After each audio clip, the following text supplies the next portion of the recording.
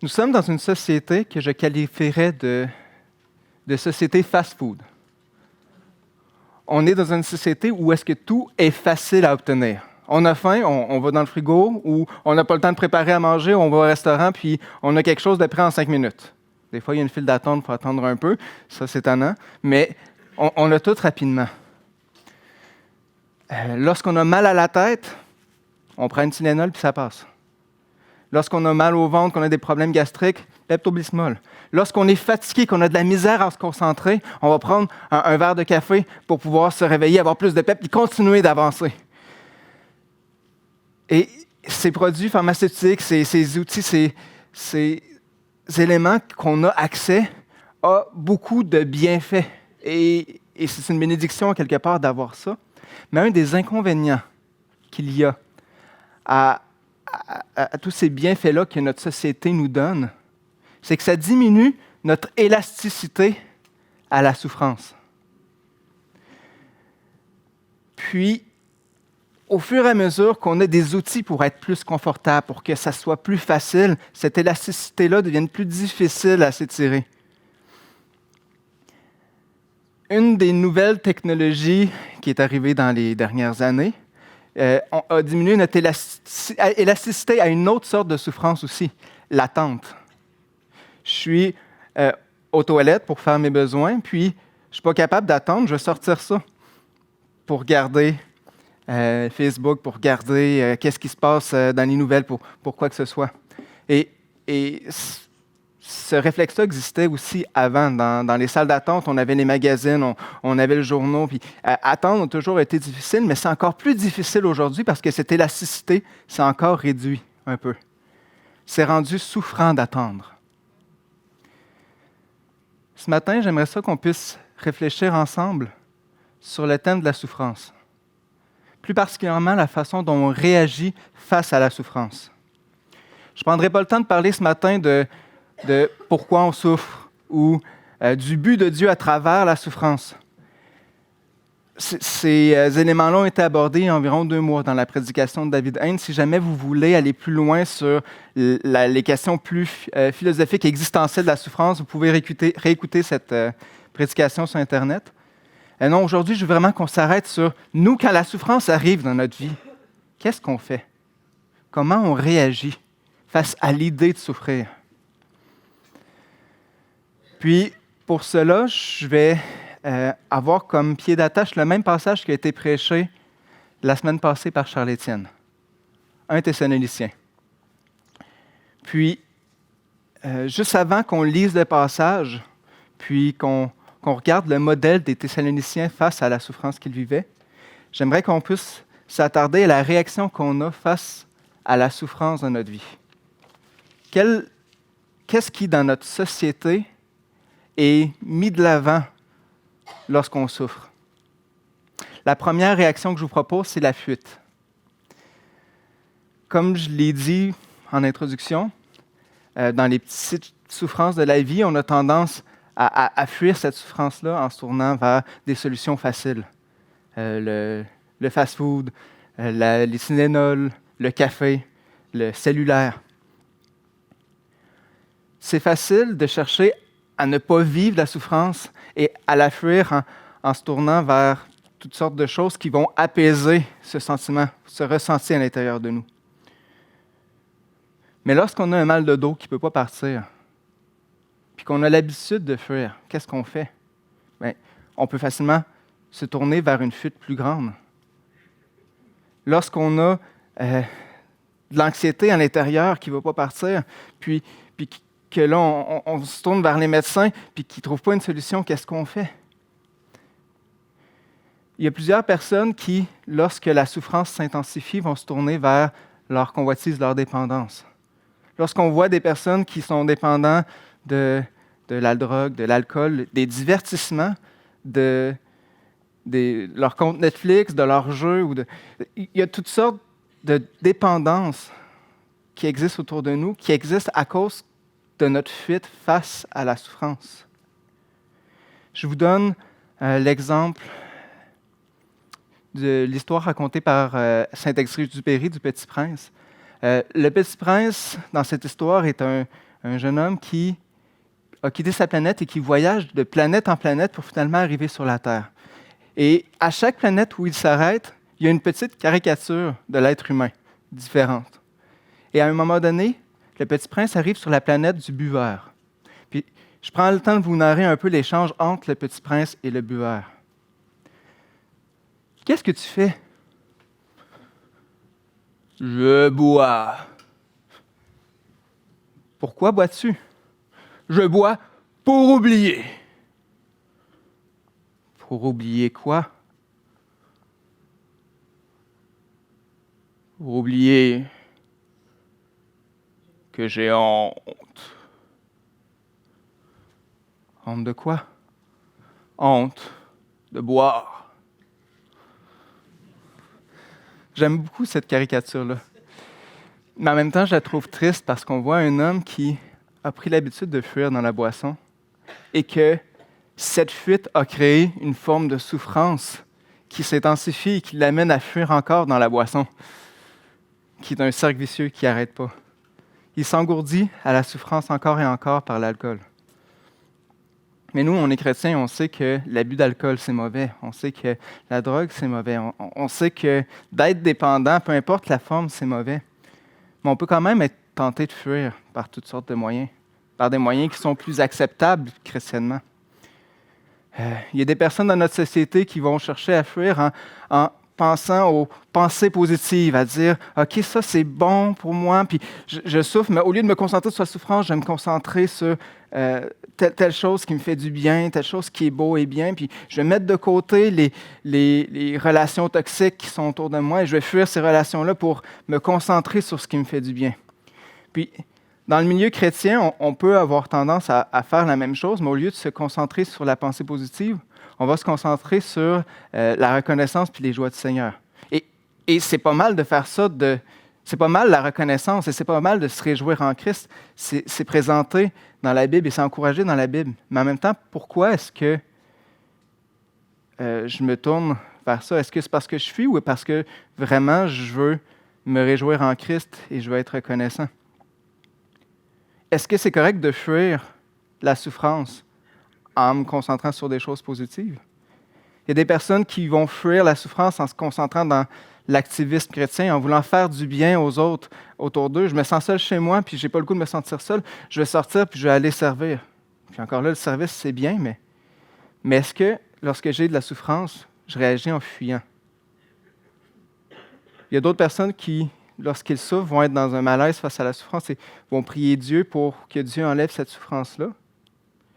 Et d'autres personnes qui vont vouloir fuir jusqu'à demander Dieu qui les guérisse et qui intervient. Il y a des mouvements qui mettent beaucoup d'emphase sur, par la foi, chercher la guérison de Dieu parce qu'ils pensent que la souffrance ne devrait pas être sur terre.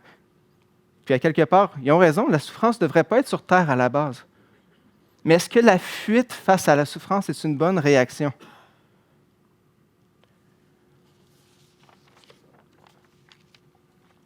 Vouloir la guérison, vouloir ne pas souffrir et vouloir éviter la souffrance dans notre vie, c'est une réaction qui est totalement légitime. À la base, à la création du monde, il n'y avait pas toute cette souffrance-là. On a été créés pour être en communion avec Dieu, être bien. Puis, à la fin du monde, quand toutes choses vont être restaurées, il n'y aura plus non plus cette souffrance-là. Il n'y aura plus ni pleurs, ni deuil, mais les choses vont être restaurées dans l'état qu'il y avait avant la création. C'est correct de vouloir aspirer à retrouver cet état où est-ce que la souffrance ne nous atteint plus. Mais depuis l'arrivée du péché, la souffrance est une réalité dans nos vies. Est-ce qu'on est prêt à vivre avec cette souffrance-là ou est-ce qu'on cherche à la fuir constamment? Est-ce que la fuir, c'est une réaction biblique? Quand je regarde le modèle de Christ face à la souffrance, je ne vois pas une fuite.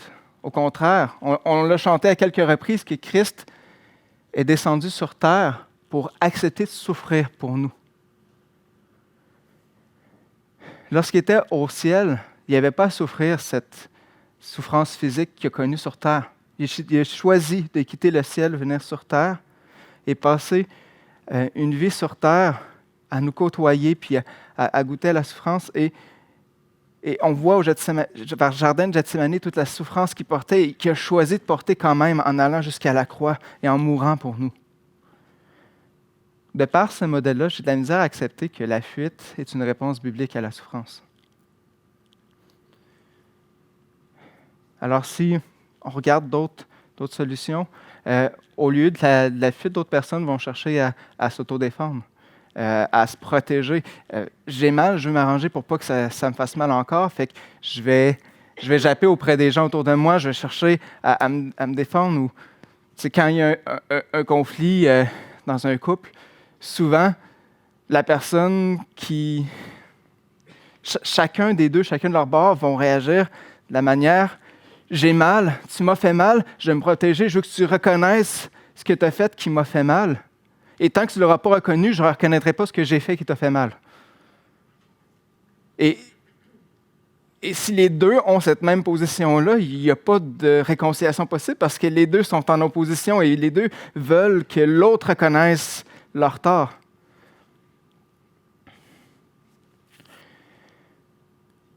On peut essayer de s'arranger pour que la souffrance n'arrive plus. On peut aussi se tourner vers l'apitoiement.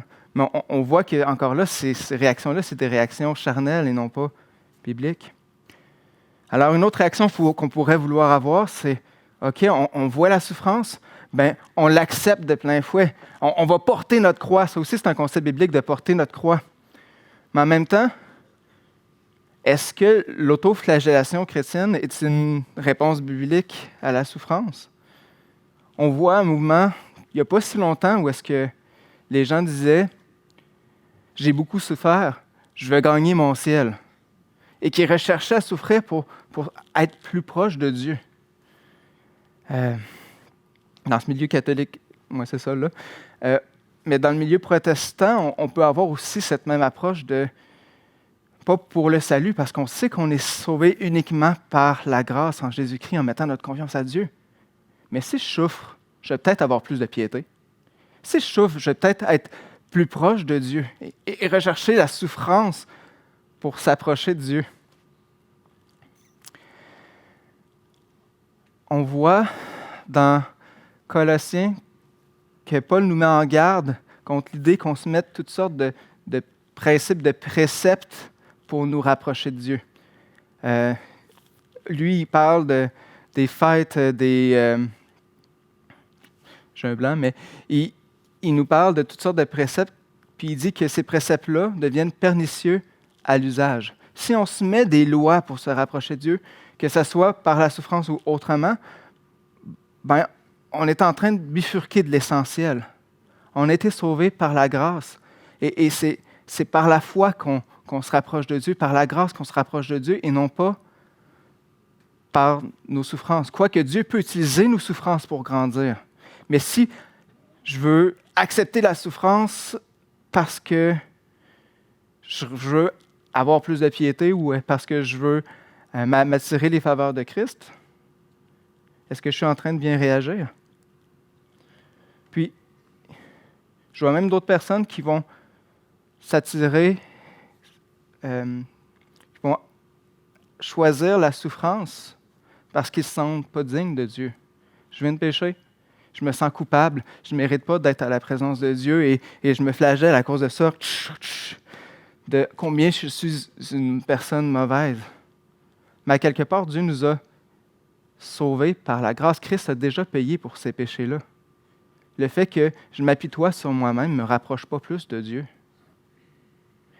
Si je regarde le modèle de Christ, je ne vois pas non plus quelqu'un qui s'auto-flagellait. Je ne vois pas quelqu'un qui cherchait la souffrance à tout prix. Je vois un Christ qui avait des raisons de souffrir lorsqu'il a souffert. Puis on va voir ces raisons-là un peu plus tard quand on va regarder le témoignage, le modèle des Thessaloniciens. Mais quand je regarde le modèle de Christ, au contraire, je vois le Fils de l'homme qui est venu comme serviteur, puis qui sur terre voyait les gens et avait de l'empathie. Et voyait la souffrance des gens qui étaient là. Il voulait diminuer la souffrance des gens qu'il voyait. Il était à côté de Marthe et Marie qui avaient perdu Lazare, leur frère. Puis Jésus a pleuré, pas parce que Lazare était mort, il savait que Lazare ressusciterait quelques minutes plus tard, parce qu'il voyait la souffrance de Marthe et Marie, et ça l'affectait, et il voulait leur bien. Lorsque il est parti avec les disciples et qu'il enseignait des foules, puis là, pendant plusieurs jours, les foules le suivaient, il était ému de compassion parce qu'il voyait les gens qui suivaient qui avaient faim. Et il voulait soulager la faim de ces gens-là. Il était de ville en ville, il guérissait les gens qui étaient autour de lui, pas juste pour montrer des miracles, mais parce qu'il y avait vraiment un souci de faire du bien puis de diminuer la souffrance des gens autour de nous. Je vois un Dieu qui voit notre souffrance et qui veut la diminuer. Alors pourquoi moi est-ce que je choisirais la souffrance systématiquement?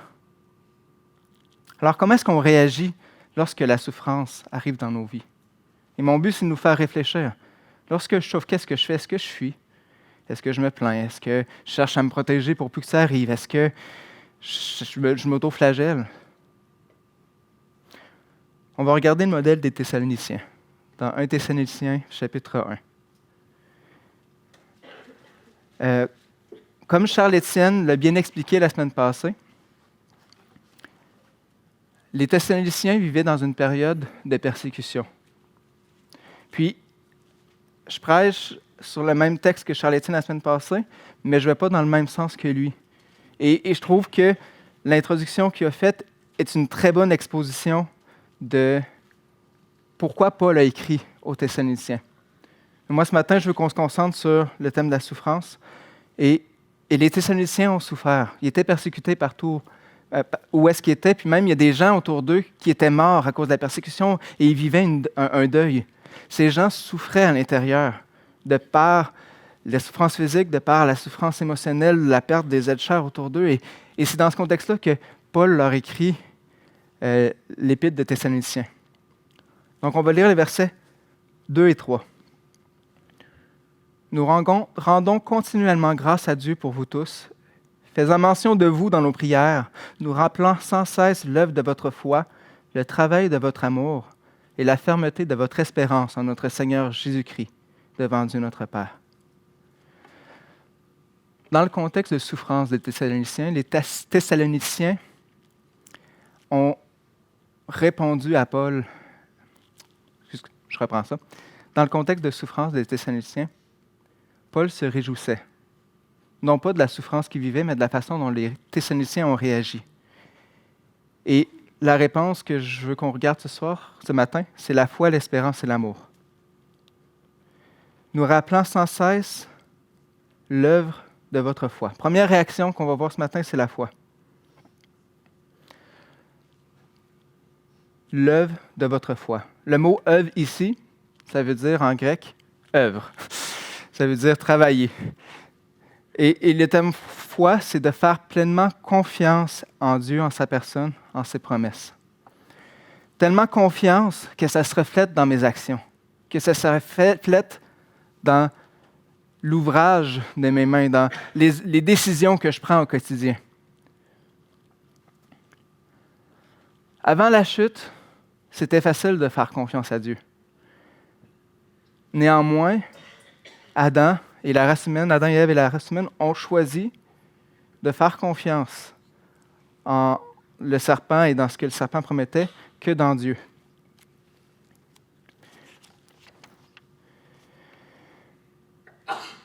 Lorsque la souffrance arrive dans nos vies, c'est difficile de faire confiance à Dieu. Et c'est encore plus difficile lorsque c'est pas juste. Lorsque je subis la souffrance à cause de quelqu'un d'autre autour de moi. Lorsque je subis la souffrance, alors que moi, j'ai fait ce qui était bon, ce qui était juste, et que finalement, c'est quand même moi qui paye à cause de cette souffrance-là. C'est dur à accepter, la souffrance. C'est dur à accepter, surtout quand à mes yeux, je mérite autre chose que la souffrance. Mais quand je m'arrête à réfléchir au salut, je vois que Christ est mort à cause de mes péchés. Je vois que ce que je méritais, c'était la mort et c'était la souffrance. Et à quelque part, je ne souffrirai jamais assez ici sur terre pour égaler ce que je mérite en souffrance à cause de mon péché. Néanmoins, ça reste difficile d'accepter la souffrance puis de faire confiance. J'aimerais vous raconter une histoire qui illustre un peu ce propos-là. Il y avait dans une ville un croyant prospère qui était reconnu et apprécié dans sa communauté. En effet, cet homme s'impliquait beaucoup auprès de sa communauté, puis il aidait, entre autres, les pauvres et les gens défavorisés. C'est une personne qui était reconnue pour son sens moral, pour sa justice, son intégrité. Cet homme avait une femme, des enfants, puis un matin, alors qu'il s'affairait à son entreprise, tous ses enfants s'étaient réunis chez un d'eux pour fêter, pour s'amuser ensemble, puis avoir un bon temps en famille, entre frères et sœurs. Puis, ce matin-là, il est arrivé une catastrophe. Alors que les enfants étaient réunis, la maison avait une fragilité, puis la maison a fini par s'effondrer sur les enfants. Ils sont tous morts. Le père, quelques minutes après, a entendu ça, n'a rien pu faire. Dans les événements qui ont suivi, il en est venu à avoir des problèmes financiers et à être au bord de la faillite. Il était maintenant seul avec sa femme à souffrir de tout ce qu'il avait perdu. Puis comme si cette tragédie-là n'était pas suffisante, l'homme a commencé à avoir une maladie de peau qui l'empêchait de dormir. En fait, il était déjà probablement pas capable de dormir à cause de la souffrance du deuil. À cela s'est ajoutée la souffrance de cette maladie-là qui était tellement intense qu'il n'arrêtait pas d'avoir besoin de se gratter, puis même qu'il utilisait des outils pour se gratter. Cet homme s'appelle Job. Son histoire est dans la Bible. Mettons-nous un instant dans la peau de la vie de Job. Est-ce que vous pensez que pour Job, c'était facile d'accepter la souffrance qu'il vivait? La perte de ses enfants. La perte de tout ce qu'il y avait, puis la maladie qui était là. Non, c'était pas facile. Dans les échanges qu'il y a eu par la suite avec ses 3 amis qui sont venus pour soi-disant le consoler, on voit qu'il aurait préféré mourir que de vivre ce qu'il a vécu. Néanmoins, lorsque c'est arrivé, Job a répondu à la nouvelle de cette souffrance-là par « L'Éternel a donné, l'Éternel a repris, que le nom de l'Éternel soit loué. » Puis plus tard, lorsque sa femme lui a dit « Pourquoi est-ce que tu supportes ça? » Visiblement, elle n'acceptait pas la souffrance qui venait. Et sa femme a répondu « Garde, maudit Dieu et meurt. » Et Job, à ça, a répondu « Quoi? On recevrait de Dieu le bien, mais pas le mal. » On voit que Job, dans ce qu'il a souffert, a tout de même choisi de faire confiance à Dieu. Confiance que Dieu était juste, que Dieu était bon là-dedans. Mais lorsqu'on s'arrête pour lire les 40 chapitres qui suivent, on réalise que, bien que Job faisait confiance à Dieu, il y avait de la misère à accepter cette souffrance-là qu'il vivait. Beaucoup de misère à accepter cette souffrance.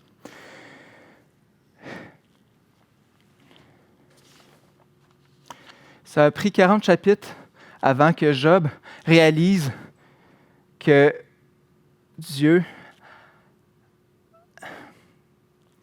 que c'était juste qu'il souffre et que c'était correct qu'il souffre, que Dieu avait le droit de souffrir. C'est seulement au chapitre 42 que Job a répondu à Dieu, qui avait intervenu directement. Je reconnais que j'ai péché contre toi et que j'ai dit des choses qui étaient inexactes. Et que Job a accepté à ce moment-là la souffrance et a accepté la consolation qui venait de Dieu. Ça a pris 40 chapitres avant que Job fasse pleinement confiance à Dieu et accepte la souffrance dans sa vie.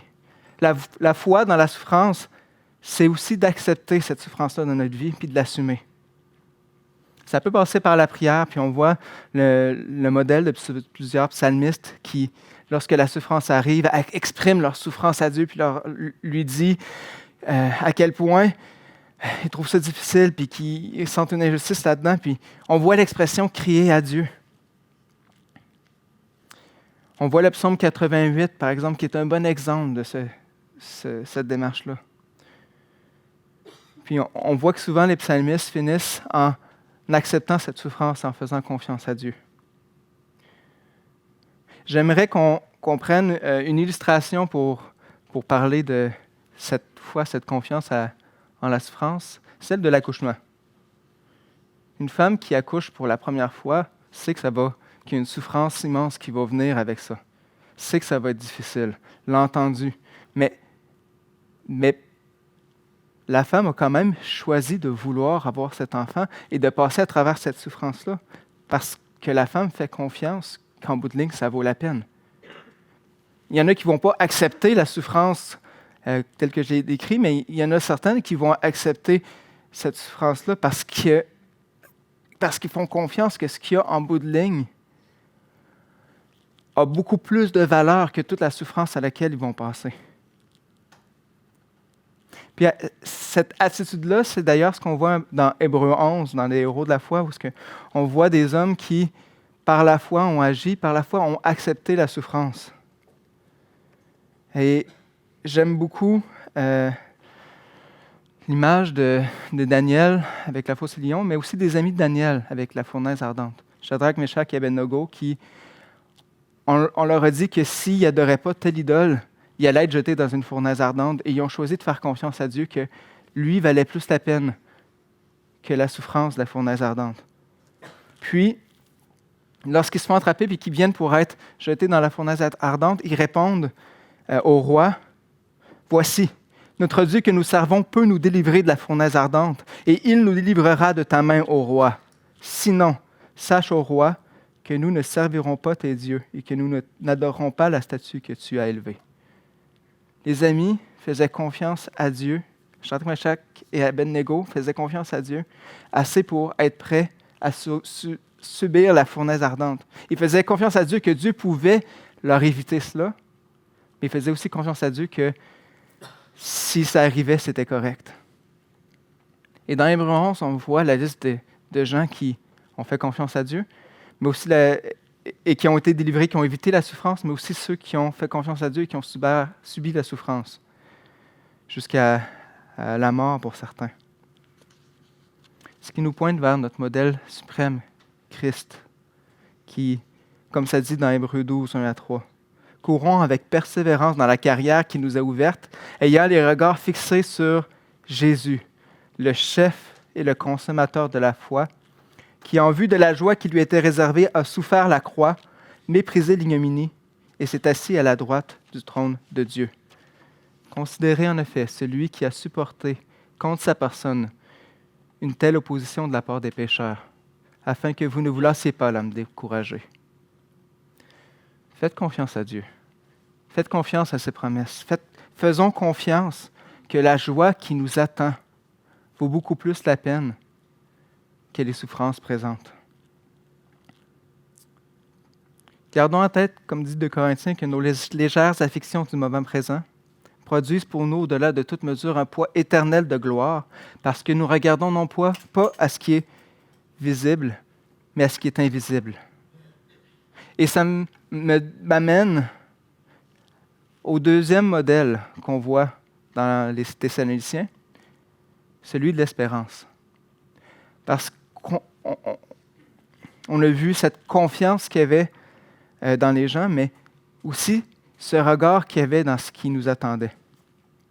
Donc la deuxième réaction, l'espérance, Paul se rappelait constamment de la fermeté de leur espérance. Ici, le terme espérance, ça veut dire, non pas espérance comme on l'entend aujourd'hui, mais une attente ferme de ce qui s'en vient. Je sais que ça, c'est sûr que ça va arriver et je l'attends fermement. Et le terme fermeté ici, ça a le sens de supporter, d'endurer patiemment. Paul était conscient que les Thessaloniciens souffraient et il leur disait qu'il était content que ces Thessaloniciens choisissaient d'endurer patiemment la souffrance en regardant vers ce qu'ils attendaient, vers l'espérance qui était vivante chez eux. Comme chrétiens, on est appelé à regarder en avant. On est appelé à, comme nous dit Colossiens, Comme nous sommes ressuscités avec Christ, cherchons les choses qui sont en haut et non celles qui sont sur la terre. En haut, Christ est assis à la droite de Dieu. Si je reviens avec l'exemple de Job, on a vu qu'à la fin, Dieu a restauré la santé de Job, a redonné des enfants à Job et a redonné jusqu'au double de toute l'abondance, toute la richesse qu'il y avait. Puis Jacques 5 nous ramène aussi l'histoire de Job pour nous donner un modèle qu'il y a une récompense en bout de ligne, une récompense à supporter la souffrance pour la cause de Christ. Prenez pour frères les modèles de souffrance et de patience des prophètes qui ont parlé au nom du Seigneur. Voici, nous disons, bienheureux ceux qui ont souffert patiemment. Vous avez entendu parler de la patience de Job et vous avez vu la fin que le Seigneur lui accorda, car le Seigneur est plein de miséricorde et de compassion. Mes frères et sœurs, comme je vous le disais tout à l'heure, on a à regarder en tête qu'un jour, on va être délivré de la souffrance qu'on vit sur terre. Ésaïe 65, nous dit que les anciennes souffrances seront oubliées. Apocalypse 21, il essuiera toute larme de leurs yeux et la mort ne sera plus. Il n'y aura plus ni deuil, ni cri, ni douleur, car les premières choses auront disparu. Dans Romains 8, ça nous parle aussi que l'Esprit lui-même rend témoignage à notre esprit que nous sommes enfants de Dieu. Or, si nous sommes enfants, nous sommes aussi des héritiers, co-héritiers avec Christ. Si toutefois nous souffrons avec lui afin d'être glorifiés avec lui. J'estime que les souffrances du temps présent ne sauraient être comparées à la gloire à venir qui sera révélée pour nous. Un jour, on va être délivré de la souffrance qu'on vit ici sur terre. La souffrance physique, mais aussi les souffrances émotionnelles et les souffrances morales qu'on ressent. Si je souffre d'être seul, je sais que Dieu m'aime et je sais qu'un jour, je vais être réuni avec Christ et être pleinement dans son intimité. Autant je peux être dans son intimité partiellement, autant un jour, je vais être dans son intimité pleinement. Si autour de moi, je vois que je ne suis pas respecté, je vois que les personnes ne m'honorent pas ou que je suis traité injustement, Dieu nous a promis qu'on allait participer à la gloire de Christ. Un jour, je vais être dans la gloire. Je vais avoir du respect que Dieu me donne, que j'ai en Christ, à cause principalement de Christ, à cause que Christ est mort pour nous. Si je suis traité injustement puis que je souffre de ça, je sais que Dieu est juste puis qu'un jour, il va le faire justice. Soit que la personne va se repentir, soit que la personne va subir le châtiment. Mais justice va être faite. Et je peux regarder vers ce qui m'attend en bout de ligne, vers ses promesses pour continuer d'avancer. Est-ce que ces espérances enlèvent la souffrance? Non, ça ne les enlève pas. Mais ça nous donne une motivation de continuer. Je reviens avec l'exemple de l'accouchement. Lorsque les souffrances arrivent, qu'est-ce qui motive la femme à les endurer? Ce n'est pas la souffrance. Si c'était juste une souffrance sans but, sans cause, je suis sûr que tout le monde ici refuserait. Mais ici, le but, c'est la joie qui va arriver avec l'enfant qui s'en vient. C'est le temps qui va et la relation qu'il va avoir avec l'enfant qui s'en vient. Ça donne une espérance vivante pour passer à travers de cette souffrance-là. Puis, j'ai déjà entendu certaines personnes dire, puis je sais que ce n'est pas le cas de toutes les femmes, mais il y a certaines femmes qui, lorsqu'ils ont le bébé dans leurs mains, oublient toute la souffrance directe de tout ce qu'ils ont subi les minutes d'avant. Puis, je trouve ça vraiment une image frappante d'à quel point l'espérance peut être vivante pour une personne. 1 Pierre 1 nous dit, « C'est là ce qui fait votre joie. Quoique maintenant, puisqu'il le faut, vous soyez attristés pour un peu de temps par diverses épreuves, afin que l'épreuve de votre foi, plus précieuse que l'or, ait pour résultat la louange, la gloire et l'honneur, lorsque Jésus-Christ apparaîtra, lui que vous aimez sans l'avoir vu, en qui vous croyez sans le voir encore, vous réjouissant d'une foi ineffable et glorieuse, parce que vous obtiendrez le salut de votre âme pour prix de votre foi. » Oui, on va avoir à souffrir, mais ce n'est rien à comparer à la joie qui nous attend, à la gloire qui nous attend, au bonheur qui nous attend lorsque celui qu'on aime, Jésus-Christ, viendra. Ce passage nous amène encore cette foi, cette espérance et cet amour, l'amour de Christ. Et ça m'amène à la troisième réaction, l'amour. Paul se rappelait constamment le travail et leur amour. Amour ici, agapé, un amour qui se donne pour les autres. Le terme labeur ici, c'est souvent traduit par labeur, par trouble et par peine. Donc, quand je dis trouble, c'est telle personne me trouble par ses agissements ou telle personne me peine. J'ai de la peine dans l'ouvrage que je fais. Je peine à mon ouvrage. Donc, c'est pas juste travailler, mais c'est mettre des efforts. C'est suer dans le travail que je fais. Donc, notre amour devrait être suant, devrait nous coûter quelque chose. L'amour est une motivation pour passer à travers la souffrance, surtout l'amour des autres et l'amour de Christ envers nous. Mais c'est aussi une motivation que ça nous amène pour choisir la souffrance, volontairement. Choisir la souffrance par amour pour les autres et par amour pour Dieu. Puis lorsque je disais au début que Christ ne souffrait pas sans raison, la motivation qui le pousse à la souffrance, c'est l'amour.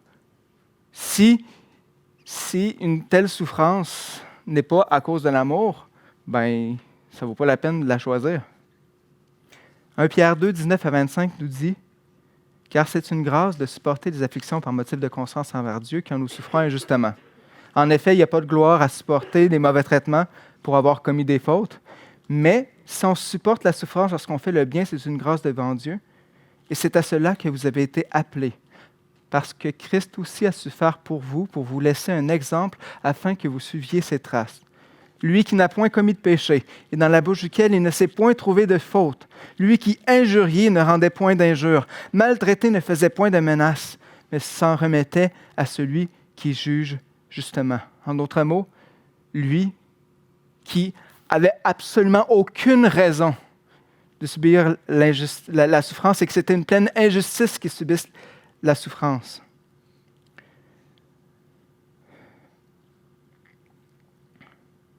Lui qui injuriait ne rendait point d'injure, maltraité ne faisait point de menaces, mais s'en remettait à celui qui juge justement. Lui qui a porté lui-même nos péchés en son corps sous le poids, afin que, morts au péché, nous vivions pour la justice, lui par les meurtrissures duquel vous avez été guéris.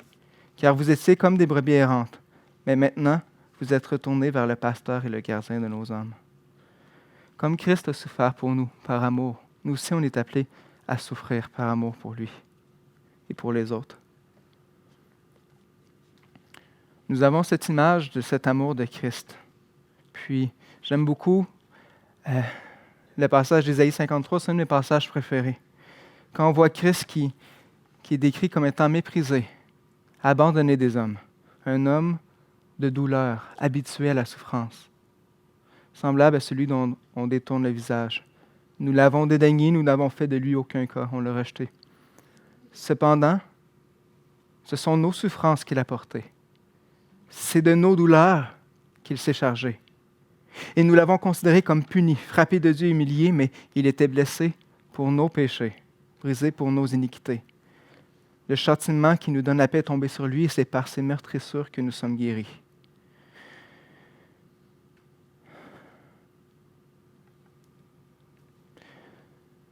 Ce passage nous montre, oui, que Christ est mort pour nos fautes, nos péchés.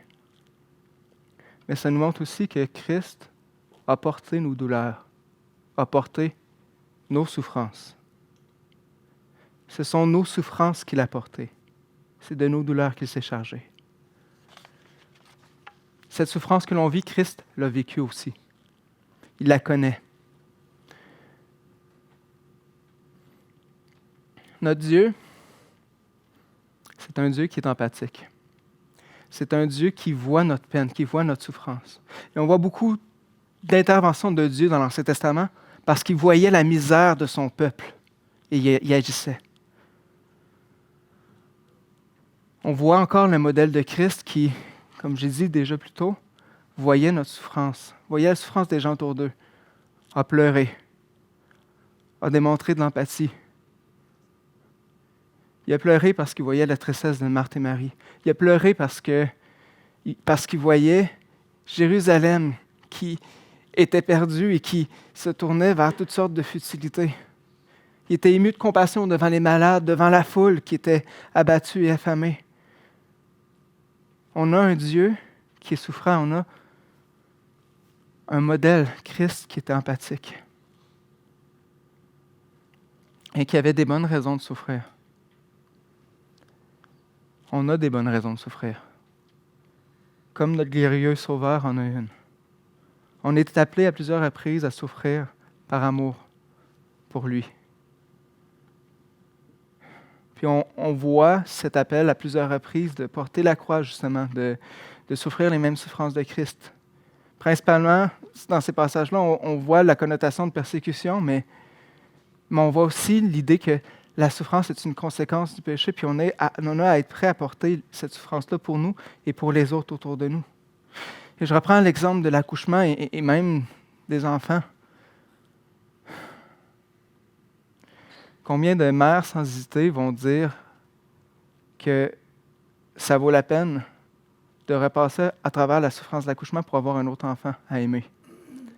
Combien de parents sont prêts à encore avoir à supporter l'ingratitude et le sacrifice que c'est d'élever un enfant? C'est l'amour qui les motive. C'est l'amour qui est derrière tout ça. L'amour nous pousse à accepter volontairement la souffrance pour un bien plus grand que la souffrance. Pour conclure et pour résumer, on a vu par l'exemple des Thessaloniciens et à plusieurs reprises dans les passages qu'on a soulevés, 3 réactions modèles à la souffrance. La foi, l'espérance, l'amour. On a vu qu'il nous fallait accepter la souffrance. Accepter la souffrance en faisant pleinement confiance à Dieu, plutôt que de rejeter cette souffrance-là, plutôt que de la fuir, plutôt que de la combattre. On a vu qu'on avait accepté patiemment la délivrance et s'attacher à la joie qui nous attendait, à la gloire qui nous attendait, à la délivrance qui nous attendait. Garder le focus sur cette finalité pour pouvoir avancer et supporter patiemment cette souffrance-là. Et finalement, on a vu qu'on avait à choisir la souffrance dans certaines voies. Pas s'auto-flageller, ni rechercher la pitié, mais que l'amour nous motive à supporter la souffrance pour avoir un impact beaucoup plus élevé, pour avoir une récompense beaucoup plus élevée que le coût de la souffrance elle-même. Accepter, faire confiance, attendre et choisir la souffrance. Que Dieu soit loué et glorifié pour son sacrifice envers nous et pour ce qu'il produit à l'intérieur de nous. Prions.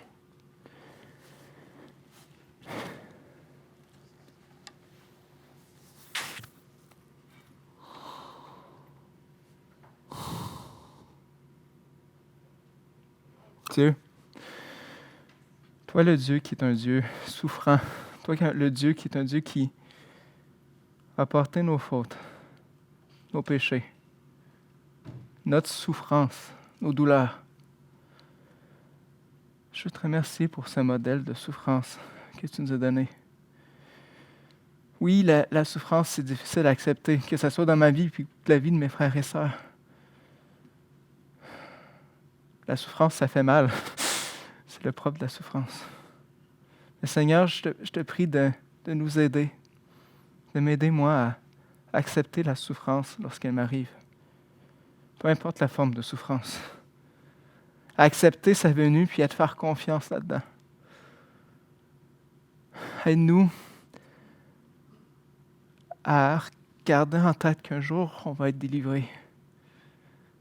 Garder en tête que ça vaut la peine de souffrir ce qu'on passe à travers pour avoir, parce qu'on sait qu'on va avoir toutes ces bénédictions-là qui sont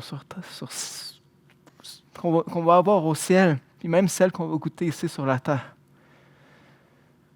Puis donne-nous cet amour Remplis-nous de cet amour que tu as eu envers nous, pour qu'on puisse aimer nous aussi en retour.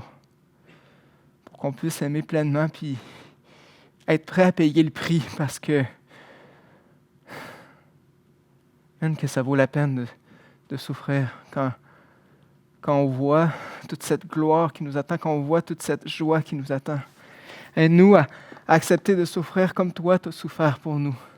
Aide-nous à accepter ton amour et à la donner aux autres autour de nous. Que tu sois vivant dans nos vies, Seigneur. Que tu sois plus vivant pour nous que la souffrance qu'on goûte. Que tu sois plus vivant pour nous que la nourriture qu'on mange et que les choses qu'on touche. Sois vivant dans ma vie, Seigneur. Sois réel. Gloire à toi, Père. Amen.